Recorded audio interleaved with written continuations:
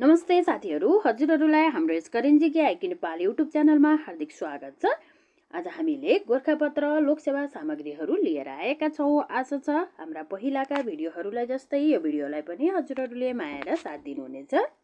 आजको पहिलो प्रश्न रहेको छ, G7 को 52औं शिखर सम्मेलन कहिले र कहाँ सम्पन्न भयो? यसको सही जवाफ रहेको छ सन् 2026 जुन 15 देखि 17 सम्म फ्रान्समा सम्पन्न भएको थियो। दोस्रो प्रश्न रहेको छ, चौथो राष्ट्रिय मिडिया सम्मेलन कहिले सम्पन्न भएको हो? यसको सही जवाफ रहेको छ विक्रम सम्वत 2083 असार 6 गतेदेखि 7 गतेसम्म बुटोलमा चौथो राष्ट्रिय मिडिया सम्मेलन सम्पन्न भएको थियो। अर्को प्रश्न रहेको छ, दक्षिण अमेरिकी मुलुक भेनेजुएलामा शताब्दी पछिकै विनाशकारी भूकम्प कहिले गएको हो? यसको सही जवाफ रहेको छ सन् 2026 जुन 25 मा सन् 1900 पछिकै सबैभन्दा शक्तिशाली भूकम्प सामना गरेको छ भेनेजुएलाले र अमेरिकी संस्थाका अनुसार भूकम्पमा परि 10,000 मानिसले ज्यान गुमाएको हुन सक्ने अनुमान पनि गरिएको छ। त्यस्तै गरी अर्को प्रश्न रहेको छ, यङ स्टार फाउन्डेसनद्वारा प्रदान गरिएको वर्ष 2082 को सर्वोत्कृष्ट महिला फुटबल खेलाडी अवार्डबाट कसलाई सम्मानित गरियो? यसको सही जवाफ रहेको छ रेणुका नगरकोटीलाई सम्मान गरिएको थियो भने अवार्ड सँगसँगै उनले नगद रु 1 लाख पनि प्राप्त गरेकी थिइन्। यो अवार्ड नेपाल खेलकुद पत्रकार मञ्च सङ्घको सहकार्यमा यङ स्टार फाउन्डेसनले गत वर्षदेखि प्रदान गर्न सुरु गरेको अवार्ड हो। गत वर्ष प्रीति राईले यो अवार्ड प्राप्त गरेकी थिइन्।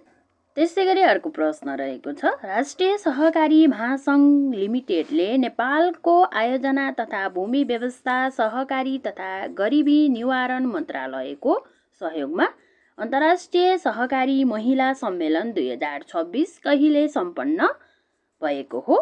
यसको सही जवाफ रहेको छ विक्रम सम्वत 2083 असार 6 गतेदेखि 7 गतेसम्म कहाँ सम्पन्न गरिएको थियो? ललितपुरमा। सम्मेलनले 11 बुँदे काठमाडौँ घोषणापत्र पनि जारी गरेको छ। अर्को प्रश्न रहेको छ, मध्य प्रदेशद्वारा आर्थिक वर्ष 2083-84 का लागि प्रदेश सभा समक्ष प्रस्तुत गरिएको बजेटको राशि कति रहेको छ? यसको सही जवाफ रहेको छ 41 अर्ब 13 करोड 86 लाख रहेको छ। चालु खर्चतर्फ 14 अर्ब 66 करोड 32 लाख रहेको छ। पुँजीगत खर्चतर्फ 26 अर्ब 47 करोड 53 लाख रहेको छ भने आन्तरिक राजस्व 11 खर्ब 22 करोड 75 लाख रहेको छ। त्यस्तै गरी अर्को प्रश्न रहेको छ, मदन भण्डारी फाउन्डेसनद्वारा मदन भण्डारी राष्ट्रिय पुरस्कार 2082 कसलाई प्रदान गरियो? यसको सही जवाफ रहेको छ लेखक रमेश रुछेन राईलाई प्रदान गरिएको थियो भने पुरस्कार राशि रु 2 लाख रुपियाँ र सम्मान पत्र रहेको थियो। अर्को प्रश्न छ, कर्पोरेट कमर्सियल भेहिकल अवार्ड 2026 कसलाई प्रदान गरियो? यसको सही जवाफ रहेको छ फोर्टेनलाई प्रदान गरिएको थियो। अर्को प्रश्न छ, तपाईको कामले नै तपाईलाई पहिचान बनाउँछ, बोलीले त केवल भ्रम मात्र उत्पन्न गर्छ भन्ने व्यक्तित्व को हुन्? यसको सही जवाफ रहेको छ चिनिया धनाढ्य ज्याक मा। अर्को प्रश्न छ, फिफा विश्वकपको इतिहासमै हजारौं खेल कुन कुन देशबीच भयो? यसको सही जवाफ रहेको छ जापान र टुनिसिया। सन् 2026 जुन 21-23औं विश्वकप अन्तर्गत।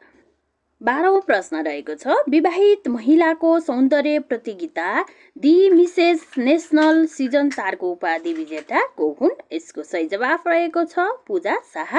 त्यस्तै गरी अर्को प्रश्न रहेको छ, फिफाले अखिल नेपाल फुटबल सङ्घ एन्फालाई अनिश्चितकालका लागि कहिले निलम्बन गरेको हो? यसको सही जवाफ रहेको छ सन् 2026 जुन 24 मा। एन्फा पदाधिकारी बीचको आन्तरिक कलह लगायतका कारण फिफाले एन्फालाई निलम्बन गर्ने निर्णय गरेको थियो। अर्को प्रश्न छ, जुम्लालाई पूर्णखोप सुनिश्चित तथा दिगोपना जिल्ला घोषणा कहिले गरिएको हो? यसको सही जवाफ रहेको छ विक्रम सम्वत 2083 असार 16 गते। जिल्ला खोप समन्वय समितिको आयोजनामा 1 नगरपालिका सहित 7 गाउँपालिका गरी 8वटा स्थानीय तहलाई पूर्ण खोप सुनिश्चित तथा दिगोपना घोषणा गरिएको थियो। त्यस्तै गरी अर्को प्रश्न रहेको छ, नेपालमा कहिलेसम्म सबै नेपालीलाई स्वच्छ खानेपानीमा पहुँच पुर्याउने लक्ष्य लिएको छ? यसको सही जवाफ रहेको छ सन् 2030 सम्ममा। अर्को प्रश्न छ, विश्व आर्टिफिसियल इन्टेलिजेन्स एआईको तेस्रो शिखर सम्मेलन कहिले र कहाँ सम्पन्न भएको हो? यसको सही जवाफ रहेको छ सन् 2025 फेब्रुअरी 10 देखि 11 सम्म पेरिसमा सम्पन्न भएको थियो। र आजको अन्तिम प्रश्न रहेको छ, विक्रम सम्वत 2083 असार 15 गते कतिौं राष्ट्रिय धान दिवस मनाइयो? यसको सही जवाफ रहेको छ 23औं राष्ट्रिय धान दिवस मनाइएको थियो। नारा के रहेको थियो? जलवायु मैत्री प्रविधि धानमा आत्मनिर्भरता र समृद्धि भन्ने नारा रहेको थियो। राष्ट्रिय धान दिवस विक्रम सम्वत 2061 सालदेखि मनाउन थालिएको थियो। पहिलो राष्ट्रिय धान दिवसको नारा धान नै जीवन हो भन्ने नारा रहेको थियो।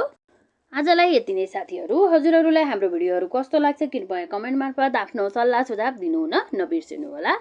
साथै अझैसम्म पनि हाम्रो यस करेन्जी आइक्यू नेपाल युट्युब च्यानललाई लाइक सब्सक्राइब सेयर गर्नुभएको छैन भने एकपटक लाइक सब्सक्राइब सेयर गरिदिनुहुन पनि विनम्र अनुरोध गर्दछु। र हजुरहरूले हामीहरूलाई यसै करेन्जी आइक्यू नेपाल नामले फेसबुक पेजमा टिकटकमा पनि पाउन सक्नुहुनेछ। हजुरहरूको दिन शुभ रहोस्। धन्यवाद।